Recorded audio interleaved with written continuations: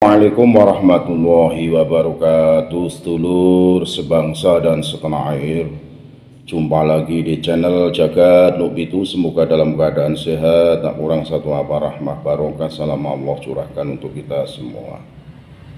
Para kiai kampung, santri, ustadz di daerah Lampung menyatakan dukungan penuh kepada Kiai Haji Imaduddin Usman Al-Bantani. Ini disampaikan saat konsolidasi Laskar Sabilillah pengurus perjuangan Wali Songo Provinsi Lampung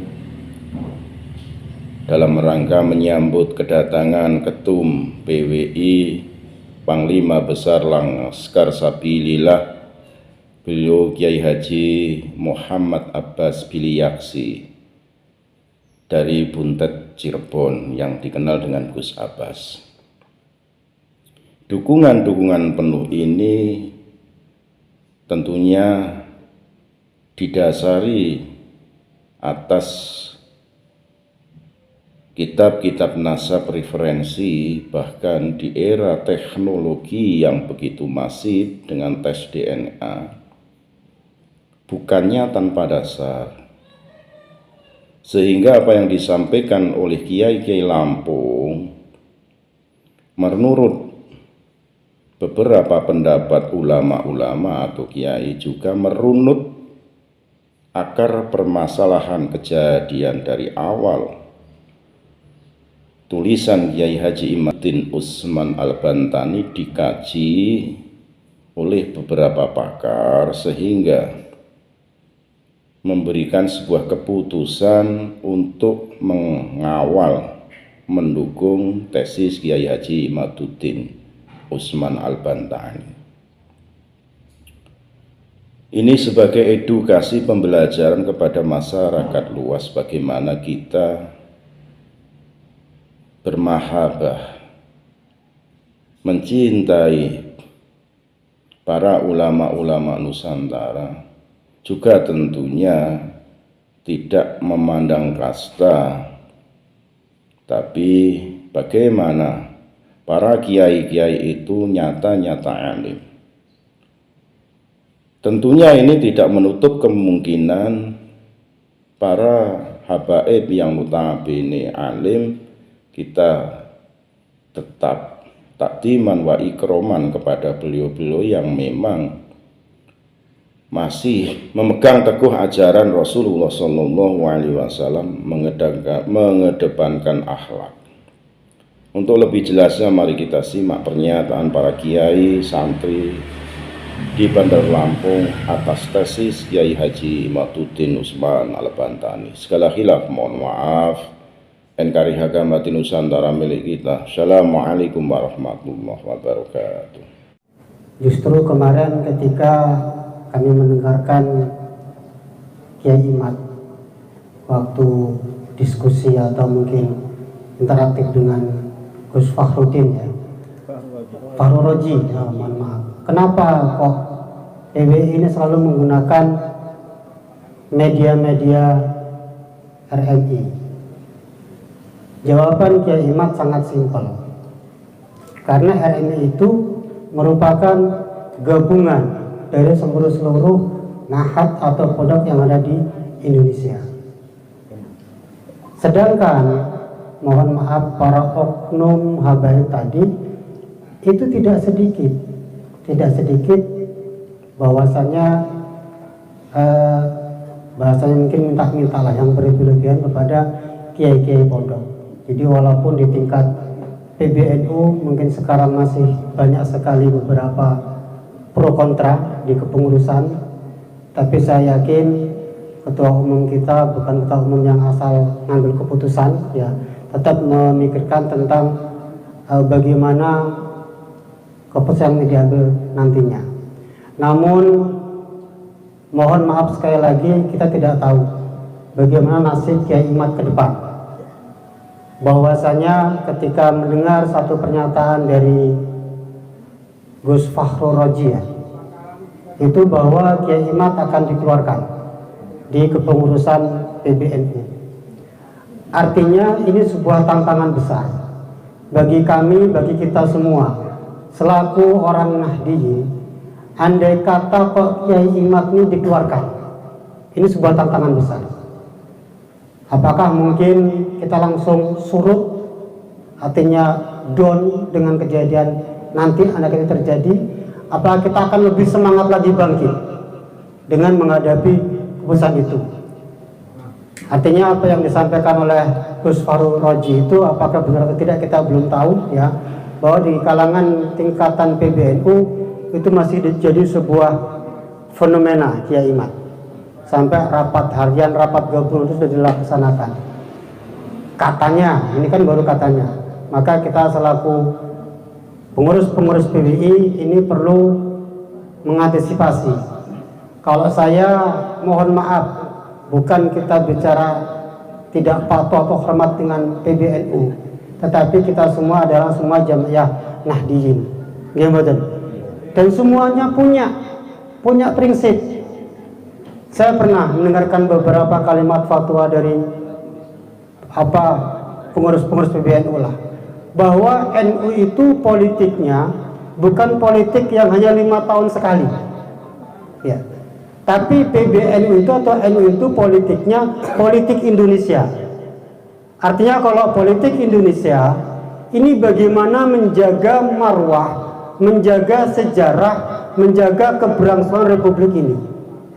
Nah, itu yang perlu kita jaga. Artinya NU ini politiknya bukan politik, mohon maaf, mungkin bela presiden, bela gubernur, bukan. Tapi politik ini adalah politik Indonesia, menjaga marwah bagaimana keberlangsungan negara Republik Indonesia. Yang kedua perlu kami sampaikan juga tentang tadi detasemen 88. Kenapa sih setiap event yang ada di PW ini yang hadir ini bukan Kapolda, yang hadir ini bukan Kapolri? Waktu kita di Bekasi Mukernas, ya, itu pun yang hadir bukan Kapolda Jawa Barat, bukan Kapolri, itu bukan, tetapi siapa? Detasemen 88. Ini kenapa? Artinya saya yakin detasemen 88 itu tidak mungkin bekerja tanpa sebuah dasar. Gimana? Nggak mungkin. Artinya mungkin detasemen 88 itu sudah mempunyai data konkret dari BIN yang telah menyelidiki bagaimana gejolak dan persoalan yang ada di tingkat yang lagi kita teruskan sekarang. Maka oleh sebab itu, mari tetap kita semangat. Kalau bahasa perjuangan itu bendera Gus kadung dikibarkan, jadi pantang untuk kita turunkan. Oke. Langsung saja usulan mohon kepada pengurus dari semuanya, dari tingkatan atas ke bawah di PWI-LS ini. Pertama, ketika ada acara, mohon nyanyikan Indonesia Raya, sholawat Indonesia Raya dan Mars PWI. Ya, di antaranya memang kita syiar, kedua supaya hafal juga. Itu satu. Yang kedua, mohon kita diadakan acara yaitu ya semacam istighosah ataupun doa bersama. Karena kalau kita lihat yang non teknisnya ini ya, itu banyak orang yang tadinya sudah kuat mengikuti kajian Kiai Imad, ini agak mulai oleng. Bahkan kita ada satu YouTuber itu Khairuddin Samsuri itu ya, tadinya kan luar biasa di mendukung kajian ilmiah Haji Imaduddin. Ternyata berbalik, ternyata statement beliau itu mengatakan tidak nyaman. Ya, pemikirannya seolah-olah oleng kan gitu ya. Itu mungkin kan ada yang non teknis. Terus yang ketiga, karena memang di PWI-LS ini kita rata-rata adalah Nahdiyin, maka tolong jangan kita terprovokasi seolah-olah dibenturkan. Mereka ternyata memang orang Ba'alwi ini bisa banget ya, hebat. Caranya bagaimana kita benturkan ke NU. Ini harus kita waspadai. Ya tolong kayak Kiai Haji Fahrul Raji itu jangan kita sampai caci, jangan. Ya kita jawab aja dengan baik-baik. Kiai Fahrul Raji itu bukan ketua umum PBNU dan mewakili PBNU, bukan. ya kan? Bukan ketua umum, hanya ketua yang dipilih oleh formatur, artinya bukan mewakili NU secara keseluruhan. Jadi mohon kita jangan sampai dibenturkan dengan saudara-saudara kita di Nahdliyin. Yang selanjutnya, ya juga marilah kita bersama-sama, biarinlah yang di elit PBNU seperti itu, kita yang di grassroots-nya ajalah, di akar rumput NU ini, kita pendekatan, kita sosialisasikan, ya. Insya Allah dengan seperti ini maka perjuangan akan berhasil. Mungkin itu aja dulu, jadi 4 usulan agar diperhatikan, mohon oleh segenap para pengurus dan kita semua. Terima kasih. Wallahul muwaffiq ila aqwamit thoriq. Wassalamualaikum warahmatullahi wabarakatuh. Monggo yang berikutnya.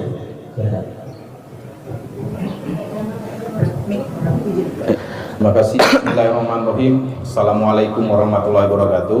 Waalaikumsalam warahmatullahi Yang wabarakatuh. kita takjimi bersama ketua kita Bapak Kiai Haji Suparman Abdul Karim, Bapak Panglima, Pak Kiai Panglima Laskar Sabilillah, dan seluruh para yai yang mohon maaf tidak bisa saya sebutkan satu persatu, dan kepada Nyai, Gus-Gus, dan santri mungkin yang hadir yang saya hormati juga. Saya ingin menyampaikan sedikit motivasi mengapa saya ini mau dan bersemangat betul untuk ikut bergabung dalam PWI Laskar Sabilillah ini.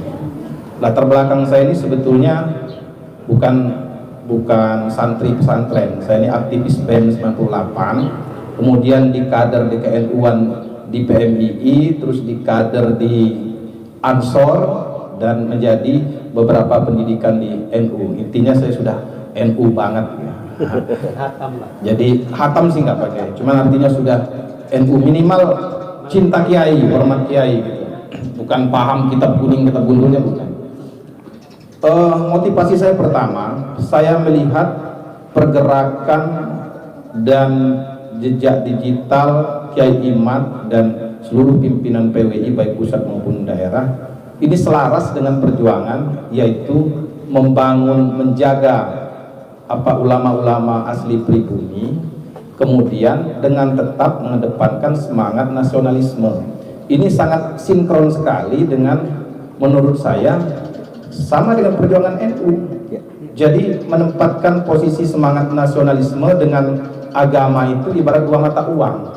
Artinya kita ini sebagaimana yang disampaikan oleh Panglima kita tempo hari waktu pelantikan Pak Kiai Abbas di Lampung Selatan tempo hari, kita ini nggak boleh dibenturkan dengan NU.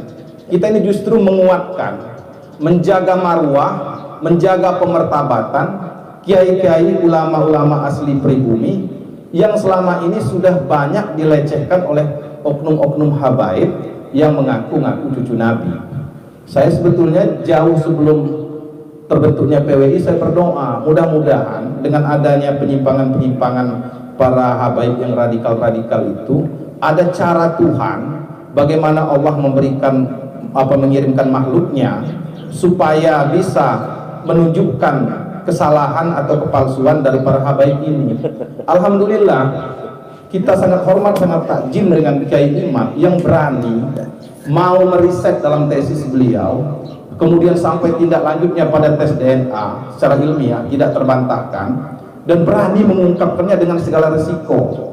Artinya beliau ini sekarang ini sudah katakanlah bahaya gitu sebenarnya kalau nggak kita jaga. Padahal ini sebenarnya beliau bukan untuk diri beliau. Betul.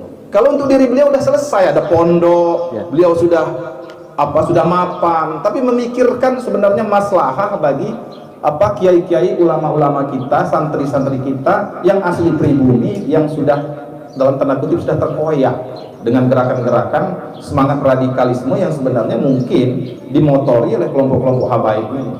Saya justru agak terbuka, semakin terbuka Pak Kiai ketika melihat bukan mempersoalkan mereka masuk PBNU atau PWNU. Habaib itu ada di setiap lini, mau di MUI, mau di PBNU, mau PWNU, dan mereka ini seolah-olah yang bisa memberikan pengaruh gitu kan. Yang saya simak tempo hari di YouTube-nya Kiai Iman ada perdebatan itu, seolah-olah ada dalam tanda kutip ancaman, kamu mau dipecat kira-kira gitu. Nah, untunglah beliau tidak terpancing, beliau dengan santai, dengan intelek menunjukkan gaya kiai beliau dan mendapat simpati dari mana-mana. Dan artinya benar kata Pak Kiai Suparman tadi, kita ikut, jangan menunjukkan kita itu bisa radikal juga, walaupun sebenarnya kita bisa radikal, tapi kan kita bisa menahan diri. Kita tetap menjaga dan ikut apa kata Kiai Iman, apa kata Panglima kita, apa kata Ketua kita di Lampung, apa kata Panglima Laskar kita ikut. Intinya kita sami'na wa ata'na gitu. Jadi demikian Pak Kiai yang dapat saya sampaikan, sedikit motivasi, dan insya Allah perhikmatan ini akan maslahah untuk kita semua. Dan terus terang saja, ikhlas, betul-betul ikhlas apa yang bisa kita persembahkan ke depan, dan seterusnya demi maslahah apa PWI, Laskar Sabilillah, dan ulama-ulama kita dan negara kesatuan Republik Indonesia. Demikian, wallahul muwaffiq ila aqwamit thoriq. Wassalamualaikum warahmatullahi wabarakatuh.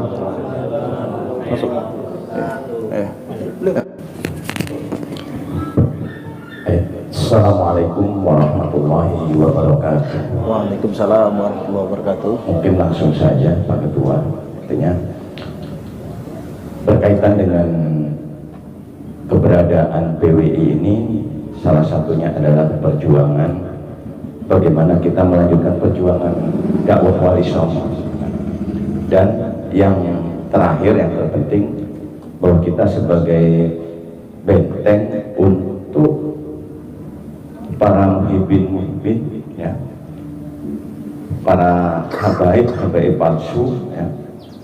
Oleh karena itu kita tidak bisa menyalahkan umat, ya. Karena memang sudah puluhan tahun, ya, kita terbuai bahwa dengan kita ibaratnya takzim kepada Habib, kita mendapatkan barokah dan sebagainya, itu kan sudah tertanam pada diri atau pribadi-pribadi orang-orang awam. Oleh karena itu, jalan satu-satunya untuk mengurangi itu ya kita cut kegiatan mereka. Artinya karena kita melanjutkan dakwah wali songo, ya, artinya dari kita paling tidak kita mulai. Karena kalau kita lihat ini, maaf ya, kalau di Lampung ini kan Habib ini kan tidak jauh-jauh berkutik masalah duit. Dia bawa grup hadroh sekian puluh juta tiap malam keliling, ya, sehari bisa 2-3 tempat, ya, dengan mungkin ngerental Pajero, Fortuner, udah karena Habib. Nah, kita karena sudah terbiasa. Nah, jalan satu-satunya kita sebagai tokoh-tokoh dari NU yang bergabung di PWI ini, paling tidak itu di-cut. Kalaupun ada kegiatan maulid, ya kita tampilkan gitu loh. Dari pondok kita kan kita sudah punya hadroh, ya. Bahkan lebih, kalau saya lebih elegan, lebih bagus, artinya hadroh-hadroh dari pondok kita, ya. Seperti kalau di Tulang Bawang dulu kan ada yang Jamus Kalimosodo itu, ya, artinya sholawat dipadukan dengan gamelan Jawa, ya, kan lebih asik, lebih elegan gitu.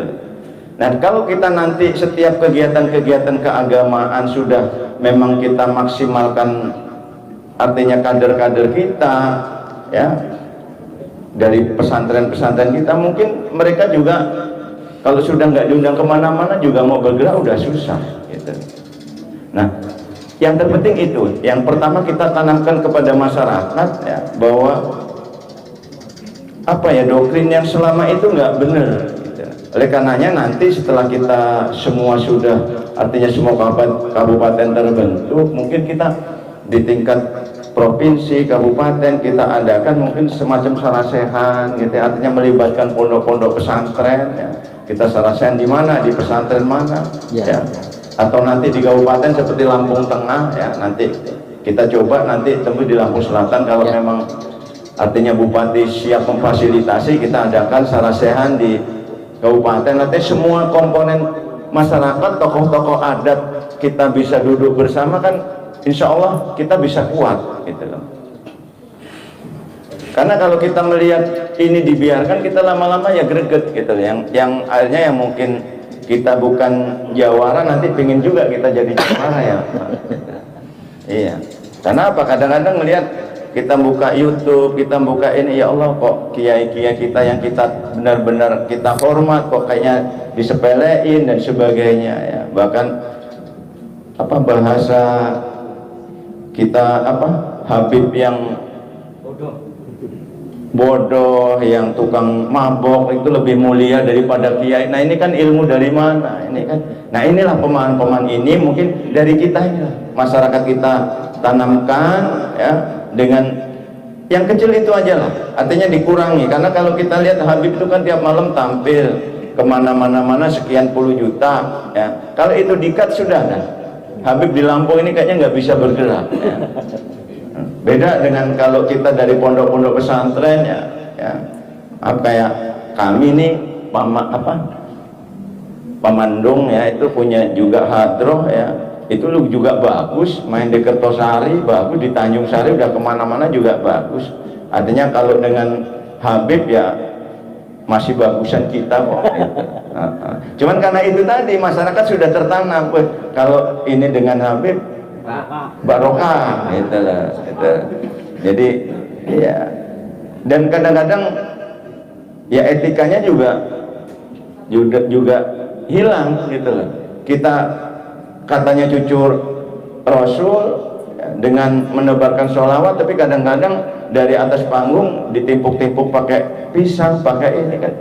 Tetapi masyarakat senang karena apa? Oh ini dapat barokah dari cucu Nabi gitu. Padahal Nabi mana ya? Kita juga cucu Nabi, tapi cucu Nabi Adam gitu. Itu saja mungkin dari saya. Bila itu wal hidayah. Wassalamualaikum warahmatullahi wabarakatuh. Ya. Diperkenalkan timnya. Baik. Alhamdulillah minasyaitonirrajim. Bismillahirrahmanirrahim. Assalamualaikum warahmatullahi wabarakatuh. Alhamdulillah wa syukurillah alladzi maddana la haula wa la quwwata illa billah. Asyhadu an la ilaha illallah wa la syarika lahu wa asyhadu anna Muhammadan abduhu wa rasuluh. Allahumma shalli wa sallim wa barik ala sayyidina Muhammadin al-fatihil mawqi wal hadimin bis-sabaq wa nasiril haqq bil haqq wal hadi ila siratal mustaqim sallallahu alaihi wa alihi wa sahbihi qadrihi wa qadrihi al-azim. Al-Mukarram Kiai Suparman Abdul Karim, para kiai sesepuh, para ustadz, guru, para ibu kiai, perkenalkan nama saya Matrofi, biasa dipanggil Bang Ibi, pengasuh Majelis Elit Sawaran Lampung. Perkenalkan, hadir bersama saya dari Kabupaten Pesawaran Kiai Muhammad Alwi, kebetulan beliau ini ketua MWC Kecamatan Kedondong juga di Kecamatan Kedondong Kabupaten Pesawaran. Di samping saya beliau Ustaz Andri dari Tekineneng, dan ada di sebelah saya ada Fernando Herlambang dari Kecamatan Wailima. Izin berbicara singkat. Pertama, saya mengucapkan terima kasih atas silaturahmi beberapa kali dengan Ketua PWI Provinsi Lampung, Kiai Suparman. Yang kedua, saya juga menyampaikan permohonan maaf jika selama ini bukan berarti kami tidak merespon di Kabupaten Pesawaran, tapi terus terang setelah saya menyimak diskusi-diskusi Kiai Imad dengan di beberapa channel YouTube, di media, satu yang bisa saya simpulkan bahwa tesis Kiai Imad ini merupakan vaksin bagi masyarakat Indonesia. Setelah kita dicekoki virus zuriat palsu selama bertahun-tahun, terus terang Kiai, kami yang di bawah Jam'iyah Nahdlatul Ulama memang diajarkan para kiai kami untuk hormat takzim dengan zuriyah Kanjeng Nabi. Persoalannya adalah bahwa selama ini sudah kadang kami nikmati informasi sesat bahwa Habib itu adalah zuriyah Rasulullah Muhammad SAW. Nah ini kan nggak bisa dilepas, dan ini karena memang sudah mendarah daging. Jadi setiap Habib datang, perspektif kami, dia itu zuriyah Kanjeng Nabi. wajib kami hormati, wajib kami salam, cium tangan, ya kan? Ya sebagaimana layaknya, ya namanya kita minta keberkahan, kemuliaan. Nah, maka tesis dari Kiai Imad ini sebetulnya sebagai antivirus, sebagai vaksin bagi masyarakat Indonesia, khususnya Jamiyah Nahdlatul Ulama, untuk menyadarkan kembali bahwa ternyata hasil kajian dari tesis Kiai Imad itu membuktikan bahwa Habib ini tidak terkonfirmasi, tidak tersambung kepada Rasulullah Muhammad SAW. Nah, PWI hari ini hadir tentu akan menjadi garda terdepan untuk menyampaikan informasi penting ini, untuk menyampaikan vaksin ini kepada Jamiyah Nahdlatul Ulama, khususnya masyarakat secara umum. Jangan sampai yang selama ini banyak umat yang sudah menjadi korban kepalsuan ini akan terus bertambah. Berangkat dari pemikiran inilah maka kemarin saya komunikasi, bahkan soal kepada Kiai, yang saya nyatakan oke, jika memang kiai-kiai sepuh sudah berharap untuk ini bisa kita kembangkan di Provinsi Lampung demi untuk menjaga marwah kiai-kiai Nusantara, zuriyahnya Wali Songo, dan demi untuk menjaga kesucian zuriyah Rasulullah Muhammad SAW. Oke, bismillah, kami terima. Karenanya saya berharap kepada seluruh yang hadir di sini, jika ada saudara kerabat yang ada di kabupaten kota seprovinsi Lampung, ayo kita bahu membahu. Siapa lagi kalau bukan kita yang menjaga marwah, martabat, harkat zuriyah Wali Songo yang ada di Indonesia ini, terutama di provinsi Lampung. Dan saya pikir sudah menjadi tanggung jawab kita semua untuk menjaga Kiai Imad. Kiai Imad hanya salah satu simbol yang punya keberanian untuk menyampaikan tesisnya, menyampaikan kebenaran. Jika Kiai Imad biarkan sendiri, kasihan. Maka saya hari ini secara resmi menyatakan siap mendedikasikan diri menjadi ketua PWI Kabupaten Pesawaran sebagaimana saran dari kiai-kiai dan sepuh-sepuh kita, dan saya siap untuk menginfakkan diri saya untuk perjuangan Wali Songo Indonesia. Kemudian mohon maaf karena memang sama dengan Bung Jepri tadi, saya ini lahir dari NU asli. Waktu kuliah di PMI, selesai itu PKPNU, dapat mandat jadi ketua PKB. Hari ini saya ngurusi majelis elit.